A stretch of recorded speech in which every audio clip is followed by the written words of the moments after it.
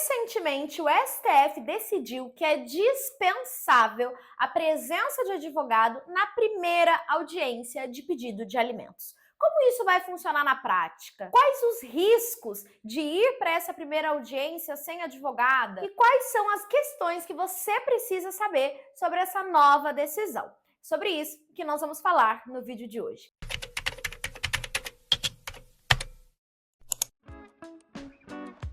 Se é a sua primeira vez por aqui, o meu nome é Mayara Brasil, eu sou advogada de Direito das Famílias e Direito da Mulher, e aqui no YouTube eu democratizo conhecimento para que você, mulher, esteja sempre muito bem informada sobre os seus direitos.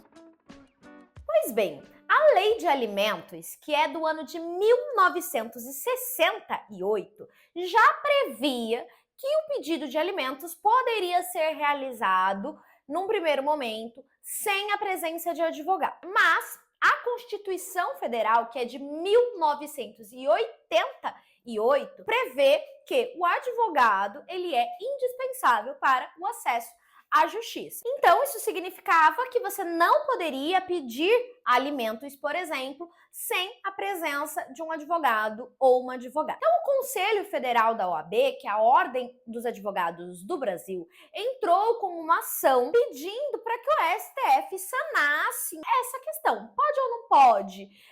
Qual é o ponto realmente nesse sentido? Uma vez que a Constituição Federal ela é posterior à Lei de Alimentos, que é de 1968, e a Constituição de 1988.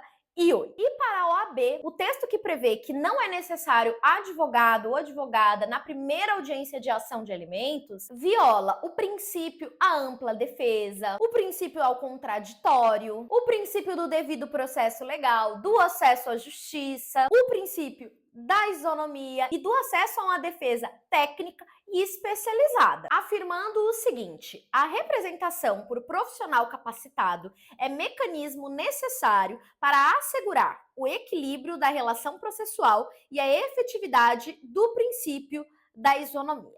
Mas o STF, ao examinar esse caso ali, na pessoa do ministro relator Cristiano Zanin, entendeu que não era bem assim. E ele disse o quê? Ao meu ver, a dispensabilidade do advogado nesse momento específico e inicial da ação de alimentos é uma medida de natureza cautelar, que busca preservar a própria integridade do alimentando, ou seja, daquele que receberá os alimentos. É ainda uma etapa prévia à constituição da lide, justificada na urgência da pretensão deduzida, momento em que não se observam partes em conflito. Ou seja, o que ele quis dizer? Que nesse momento inicial, nessa audiência inicial, não se faz necessário advogado, porque isso, teoricamente, vai acelerar esse processo e, consequentemente, garantir o acesso aos alimentos de uma forma mais rápida para a criança ou adolescente que está recebendo esses alimentos. E que, nesse momento, via de regra, a gente não está diante de um litígio, diante de um desentendimento. Então, como se tivesse tudo lindo, maravilhoso, e aí você entra lá com o pedido e vai ser chuchu beleza, rapidinho tudo resolvido. Acompanharam esse entendimento os ministros Flávio Dino, Alexandre de Moraes, Carmen Lúcia, André Mendonça, Dias Toffoli, Gilmar Mendes, Luiz Roberto Barroso, Luiz Fux e Nunes Marques. O único que não concordou com tudo isso foi o ministro Edson Fachin, que inaugurou então aí a divergência, argumentando que, embora a Lei de Alimentos tenha sido criada antes da Constituição de 1988, o ordenamento jurídico atual oferece instrumentos processuais, como a Defensoria Pública, que garantem assistência jurídica adequada e gratuita aos necessitados. E ele defende que a participação de advogado, mesmo no início da ação, é essencial para garantir o pleno acesso à justiça e a efetividade dos direitos fundamentais. E eu concordo totalmente com o ministro Edson Fachin, e pode ser que você pense aí na sua casa. É óbvio que você vai concordar porque você é advogada e você vive de honorários. E 100% errada, você não está.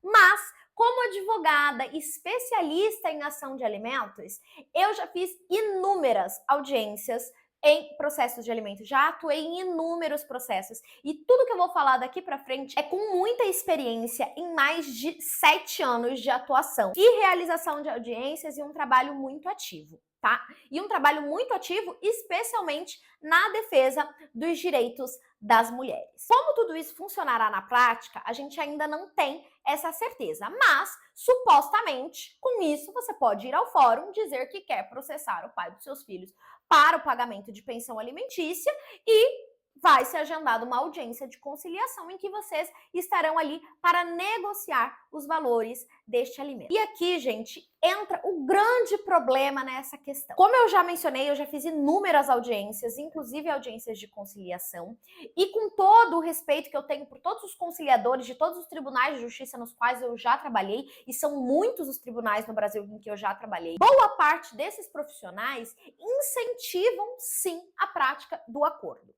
E em muitos casos, o acordo não é benéfico para a criança, o acordo não garante todos os direitos dessa criança, mas é o que a outra parte tem para apresentar. E baseia-se exclusivamente no que a outra parte, né, o pai dessa criança, está falando que tem como rendimento. Até esse momento, não são produzidas provas da real condição financeira desse pai, não são avaliadas as questões relacionadas às reais necessidades dessa criança. Então, muitas coisas são ignoradas até esse momento para que chegue-se a um acordo. E muitas vezes essa audiência, ela é um ambiente hostil para essa mãe que está passando muitas vezes por uma situação de vulnerabilidade financeira com o seu filho e ela acaba aceitando um acordo muito do mal feito, muito do ruim, que em questão de meses ela estará amargamente arrependida, porque o valor ali acordado não compreende as necessidades da criança e está longe de ter alcançado a justiça para o seu filho. E aqui, gente, novamente, não são raros os casos em que eu faço audiências nesse sentido e que, se a cliente não estivesse representada com um advogado, não tivesse noção de como funciona o processo a partir dali, de todos os passos que são possíveis dar, de todas as pesquisas que são possíveis fazer, ela muito provavelmente teria aceitado um acordo que não representaria o melhor interesse dos seus filhos. Então é sim muito preocupante fazer essa primeira audiência sem advogado. Isso porque, caso você não tenha condições de contratar um advogado particular, você pode recorrer à Defensoria Pública. Na maioria das vezes, a Defensoria Pública também não assiste da forma como deveria assistir, especialmente nessa audiência de conciliação. E aqui, infelizmente, a Defensoria tem um número enorme de processos para dar conta e um contencioso muito pequeno de profissionais para realmente garantir a efetividade desse processo. Mas, de qualquer forma, essa pessoa estará minimamente assistida. Então, fiquem muito atentas a essa novidade em que você não precisará pagar advogada, contratar um advogado particular ou uma advogada, mas pode significar sim para você e para os seus filhos um grande prejuízo em um acordo mal feito e em uma audiência em que você estará totalmente desamparada para efetivamente garantir os direitos dos seus filhos. Eu costumo dizer que contratar uma profissional especialista é um investimento, porque garante para você e para os seus filhos uma atuação especializada, individualizada e que realmente irá até o final por você e pelo seu filho. Então, se for necessário pedir quebra de sigilo bancário, vai ser pedido. Se for necessário recorrer, vai recorrer. Se for necessário não realizar um acordo na audiência, será feito. Se for necessário produção de outras provas, testemunhas, tudo isso será feito exclusivamente se você tiver uma advogada que realmente esteja defendendo os seus direitos. Então, tomem muito cuidado. Obviamente, a decisão ela é particular de cada um sabe da sua real situação financeira, cada um sabe aquilo que pode e aquilo que não pode fazer. Mas fique atenta. Eu imagino que dentro das suas possibilidades, você não permitirá que algo tão importante para eles seja feito de uma forma não profissional.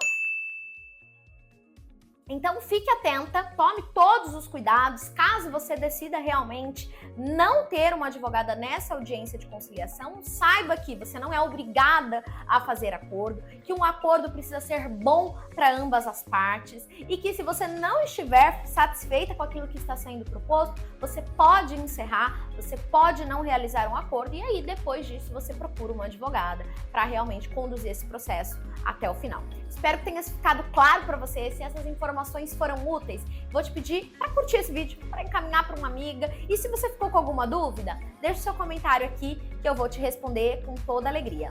Um beijo e até o próximo vídeo. Tchau, tchau!